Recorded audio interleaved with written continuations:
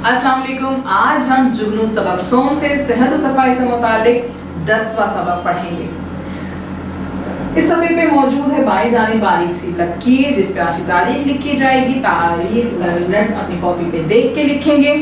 आज हम इस सफ़े पे पाकिस्तान जैसे तरक्की पजीर ममालिक में मौजूद एक आम बीमारी पोलियो के मुताबिक पढ़ेंगे, यानी कि हम पोलियो के अलामात के बारे में पढ़ेंगे कि पोलियो की अलामात क्या हो सकती हैं। आप अपने बच्चों को नज़र रखें, उनको बचपन से ही देखें कि हमारे बच्चा जो है वो अगर उसके अंदर पैदाइशी तौर पर या अचानक जिस्म की हरकत ख़त्म हो जाती है तो आपने फ़ौरन डॉक्टर को रुजू करना है। जिस्म का लाग़र हो जाना, कमज़ोर हो जाना, अगर आप ये देख रहे हैं कि आपका बच्चा जो है वो मामूल के मुताबिक कम खा रहा है, ग़िज़ा खा रहा है, कमज़ोर लग रहा है, लाग़र लग रहा है, तो आपने फ़ौरन डॉक्टर को रुजू करना है। एसाबी निज़ाम में किसी खलिए की कमी की वजह से पोलियो जैसी बीमारी हो सकती है।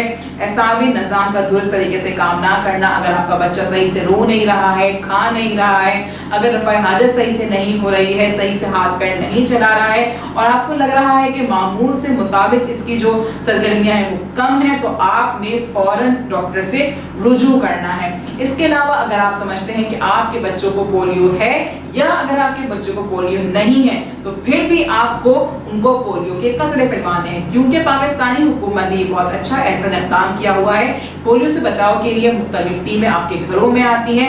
आपने अपने बच्चों को 5 साल से कम उम्र के बच्चों को पोलियो के कतरे ज़रूर पिलाने हैं ताकि हमें पोलियो फ्री पाकिस्तान मिल सके।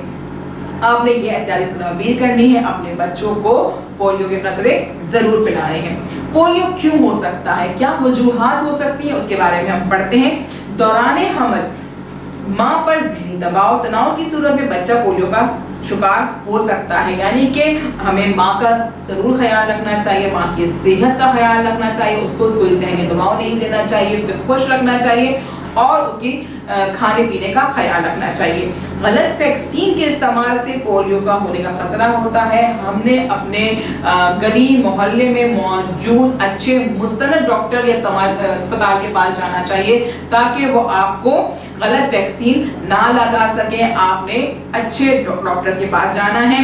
एहसासात का गायब हो जाना, यानी कि कोई हिस्स आपकी ख़त्म हो गई, आपको ऐसा लग रहा है कि कोई हिस्सा आपकी काम नहीं कर रही है, आपके बच्चे की कोई हिस्सा काम नहीं कर रही है, वो सही से रो नहीं पा रहा, हंस नहीं पा रहा है, बोल नहीं पा रहा है, तो आपने फौरन अपने गली या मोहल्ले के मुस्तनद डॉक्टर के पास जाके इलाज कराना है। पोलियो से बचने की एहतियाती तदाबीर क्या हो सकती है, यानी कि हम पोलियो से किस तरह से बच सकते हैं। पैदाइश के फौरन बाद पोलियो से बचाव के टीके लगवाएं, यानी कि आप जब पोलियो के टीके लगवा लेते हैं उसके बाद पोलियो के कतरे भी आप जरूर पिलवाएं। अगर आपने पोलियो के टीके लगवा लिए हैं तो पोलियो के कतरे भी जरूर पिलवाने हैं। दौरान हमल माँ को पुरसुकून माहौल फराहम करना है, यानी कि माँ की जहनी और जिस्मानी सेहत का खास ख्याल रखना है। इस बीमारी से मुतालिक जो बराह रास्त जो आपका असर पड़ता है वो दिमाग पे पड़ता है, तो जितना आपकी माँ पुरसुकून रहेगी बच्चा जो है आपका सेहत और सफाई के साथ में पैदा होगा, सेहतमंद पैदा होगा। और अगर आपको या आपके बच्चे को माँ को बुखार 3 दिन से ज़्यादा रह रहा है तो आपने ज़रूर फ़ौरन जाके अपने करीबी मुस्तनद डॉक्टर या अस्पताल से रुजू करना है। इन तमाम अलामात वजूहात और एहतियाती तदबीर के बारे में आपने अपने लर्नर्स को अच्छे से बताना है, समझाना है और उनसे बार बार सुनना है। अल्लाह हाफ़िज़।